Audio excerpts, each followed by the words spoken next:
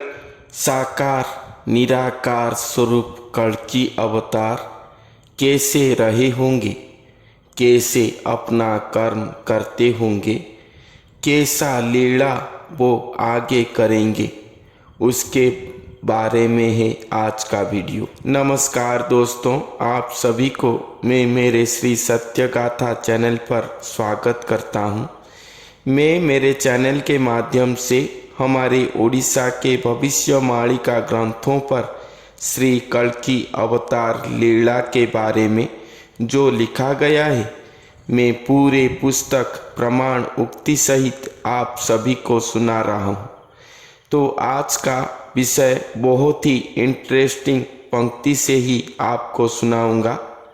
वो पंक्ति को सुनाने से पहले आप सब जान लें कि मैं आप सभी को बता चुका हूँ कि कल्कि अवतार लीला पर स्वयं सृष्टिकर्ता, स्वयं निराकार भगवान आएंगे। वो स्वयं सृष्टिकर्ता हैं, वो अजन्मा अवना स्वयं सृष्टा है, स्वयं पूर्ण स्वरूप महाब्रह्म है। कोई भी माता की माध्यम से वो जन्म नहीं ले सकते। वो एक नर शरीर को धारण करेंगे। वो नर शरीर ही उन्हीं का अंश अवतार होंगे, जो एक साधारण मनुष्य की तरह जन्म लेकर अपने युवा अवस्था पर ही भगवतीय ब्रह्म साधना करके एक सिद्ध ब्रह्म गुरु स्वरूप को धारण करेंगे। उसके बाद ही स्वयं सृष्टिकर्ता भगवान वो गुरु स्वरूप को धारण करके स्वयं निराकार से साकार स्वरूप को धारण करेंगे।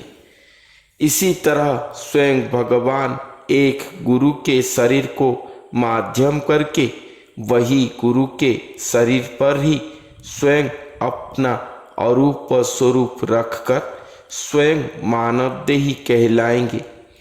इसी तरह स्वयं भगवान कल्कि अवतार होकर आएंगे धरती पर, और धरती पर अवतार लेके स्वयं भगवान महागुप्त में रहे होंगे। अपना परिचय वो किसी को भी नहीं देंगे। ये सभी विषय मैंने आप सभी को पूरे पुस्तक प्रमाण उक्ति सहित बता चुका। तो वो कैसे वो नरदेही गुरु के स्वरूप में रहे होंगे, जिसको बताने के लिए मैं भविष्यवाणिका से एक सुंदर पंक्ति को आपके सामने उपस्थापन करता हूँ। वो पंक्ति है, परदा मध्यरे जेपरी नारी गणे थांती, देखिके न पारे ताहांकु सबु से देखंती।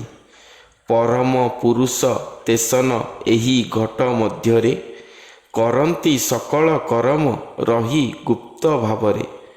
अर्थात यहाँ पर कहा गया है कि जैसे कि आपने देखा होगा कि पुराने राजा राजुड़ा समय पर नारीगण हमेशा एक पर्दे के पीछे रहते थे, जिसके द्वारा कि कोई भी उन्हें देख नहीं पाता था, मगर वो सबको देख पाते थे और अपना काम पर्दे के पीछे रहकर ही करते थे। उसी तरह स्वयं भगवान एक घट के अंदर या एक मनुष्य शरीर के अंदर गुप्त तरीके से रहे होंगे, जिसके द्वारा कि कोई भी उन्हें देख नहीं पाते होंगे, मगर वो मनुष्य शरीर के अंदर रहकर सबको देख पाते होंगे, और वो शरीर के अंदर रहकर ही स्वयं भगवान गुप्त तरीके से अपना सभी काम करते होंगे। एक सुंदर उदाहरण के साथ ही श्री भगवान का चलनी, कर्म, कर्माणि आदि को भविष्यवाणिका में वर्णन किया गया है। श्री भगवान के बारे में वर्णन करते हुए भविष्यवाणिका पर और एक सुंदर पंक्ति उपस्थापन किया गया है। वो पंक्ति है, जलरु बरफ होइले ताहा रूप बोलाए, तरलिले सेही बरफ जल अरूप हुए। भकत भावना बलरे तथा सेही साकार, पुणी भकतर भाव को नहीं से निराकार। अर्थात जैसे पानी को हम बर्फ करने से वो एक आकार लेता है या रूप कहलाता है, मगर जब बर्फ पिघलता है तब वो फिर से पानी हो जाता है जिसका आकार नहीं है, इसीलिए निराकार या अरूप कहलाता है। उसी तरह स्वयं सृष्टिकर्ता भगवान वो गुरु के निष्काम भक्ति से संतुष्ट होकर वही गुरु के शरीर पर ही निराकार अरूप भगवान अवतार लिए हैं।